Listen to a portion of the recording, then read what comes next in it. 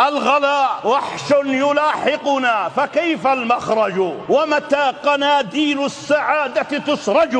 أسر تئن من الغلاء وتشتكي لكن باب العطف عنها مرتج. أسر يلاحقها عناء معيشة فالبؤس فيها والعناء مبرمج. تبكي وتكتم صوتها لكنه ما زال صوتا باكيا يتهدج. أسر تلاحقها الهموم ودربها نحو الخلاص من الأسى متعرج. إني أقول وقد يئست من الذي عند العباد وإن أجاد المخرج. يا من تعيشون الهموم ثقيلة مدوا أكفا للضراعة والهج.